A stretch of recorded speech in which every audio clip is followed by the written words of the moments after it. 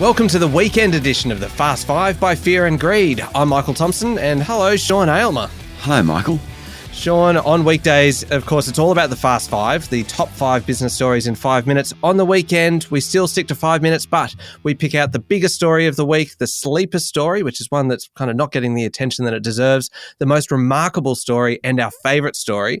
So let's jump into it. I'll go first, if it's all right, with the biggest story of the week, or with what I think is the biggest, the first week of a new government, partly because it was such an intense week for the new Prime Minister, Anthony Albanese, sworn in on Monday, straight on a plane to Tokyo for the Quad meeting with the US, India and Japan.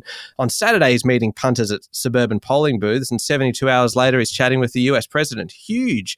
You've got the new treasurer, Jim Chalmers, getting his head around the size of the economic challenge for the government, calls for an increase to the minimum wage. Penny Wong back from the Quad, then off to Fiji for a bit of a charm offensive to try and counter China. And even China is congratulating Anthony Albanese on his win. Massive week, and the counting of votes hasn't even finished yet. Yep, that's definitely the big story of the week. Honourable mention to electricity prices and energy prices in New South Wales. They'll be up by more than 8% from the 1st of July. Incredible. 5.5% in Queensland, more in South Australia. Many businesses, which work on very slim profit margins, will pay 13% more for energy. Now, that's all about high wholesale prices, the war in Ukraine, and soaring coal and gas prices. You got to shop around. That's what that just means. You got to shop around to get better deals. But no matter what, we as consumers are facing higher petrol prices, higher fruit and veg prices, higher interest rates, higher electricity prices. Yeah, that is a big story. Now, most remarkable story. Do you want to go first on this one? Sure. One of the world's biggest trading companies, Glencore, this week admitted to bribery and market manipulation.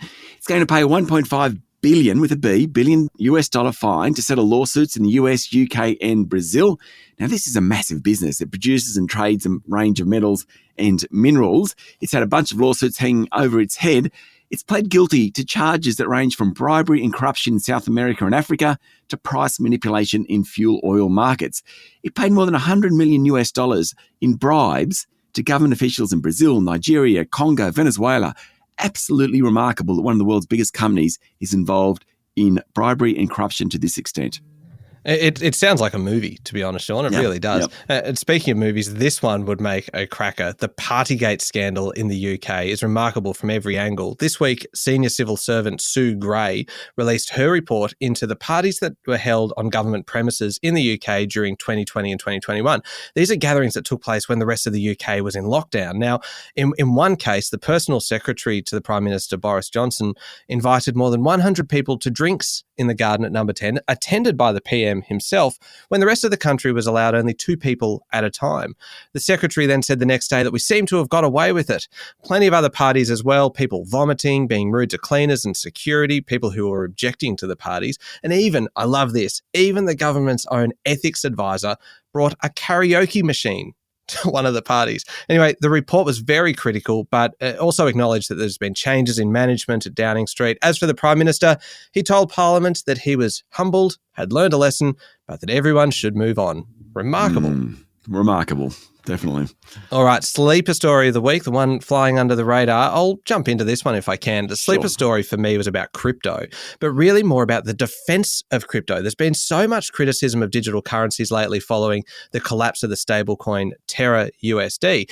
But one of the most powerful people in world finance defended crypto this week. Kristalina Georgieva, who's the head of the International Monetary Fund, the IMF, basically said, don't let what happened with Terra USD tarnish the whole digital currency space.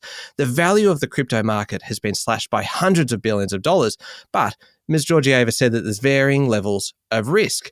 For example, Terra USD, backed by an algorithm, other stablecoins are tied to cash. She said that digital currencies offer faster service, lower costs, but regulators need to put up some guardrails and help educate people. So people writing off crypto could be going off a little early when it's got this kind of support. My sleeper story, just quickly, is the fact that Qantas and Woolworths bought e-commerce operations this week. Big legacy companies know they need to shift from analog to digital. It's really hard. It takes a whole new set of skills. This week, Qantas took a 51% stake in TripADeal. That's about online package tours. Woolworths bought 80% of ASX-listed MyDeal. That's an e-commerce platform. Both deals show how big businesses are changing. Yes, certainly do. All right, our favourite story of the week. What was yours? The rich list. Can't beat the rich list. The AFR rich list came out this week. Gina Reinhart, number 1. Andrew Forrest, number 2. Then Mike Cannon, Brooks, Scott Farquhar, etc. Number 7, Clive Palmer, worth $20 billion. $7 billion more than a year ago. Is it voyeurism? Absolutely. And I love it. Yeah, I think we all do. My favourite story this week was about an auction, but it's a whole nother level of auction. It was a controlling stake in a lithium mine in China. Bidding started at around $700,000. And this is where it gets a bit crazy. 3,448 bids later, the lithium mine sold for around $420 million. 21 participants, nearly 1 million people watching online. Seriously, the market for lithium is just going crazy at the moment. It is the new gold rush. I found that to be an incredible story this week. Yep, sure was. All right, there we go. 5 minutes, pretty much everything you need to know in the world of business. Thank you, Sean. Thank you, Michael. We'll be back on Monday morning with the top 5 business stories in 5 minutes. I'm Michael Thompson, and this is the Fast 5 by Fear and Greed.